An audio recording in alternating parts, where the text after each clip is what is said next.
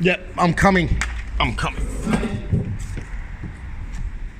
So it says 80% G'day guys, just a quick video.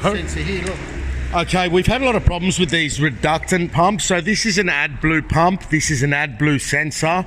Those red tabs are the AdBlue heater, right? It's a plastic heater. Now, we're all obviously, dealing with different cars every day.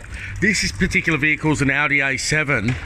And the issue here is that the level sensor was saying that the tank is 80% full of AdBlue.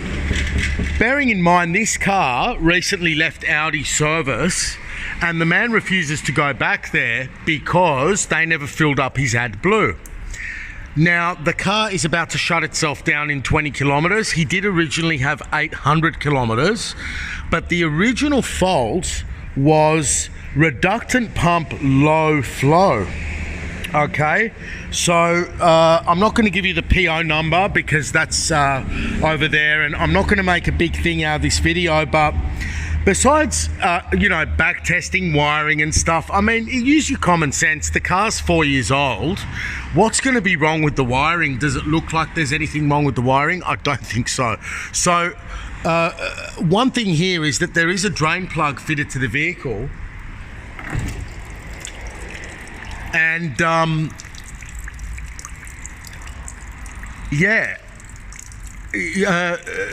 this is more for the mechanics as well. Just because the car says that it's 80% full of AdBlue, we now realise there could be a level sensor fault here. Okay. 79%. Yeah. Agent level. Dosing reduction agent level 79%. Yeah.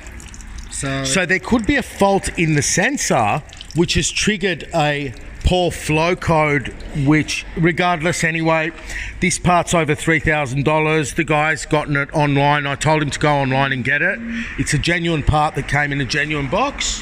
And shame Audi, you continue your shit, and it's just a myriad of faults with the cars. The car's also saying it's got a NOx sensor fault, but obviously we have to rectify this first. So what I'm saying here is that it said that the reductant pump has a flow issue. Okay, now we're realizing that the customer said he filled up 3/4. Now that lines up with what the computer's telling us. What we're realizing is there's barely any AdBlue in the car, therefore triggering a low flow code. But regardless, this would have to be replaced for the issue. There are better and greater videos over how to test all the wiring and stuff, but use your common sense, guys. The car's a very modern car. The wiring is all intact. There's not been any accident damage here or anything.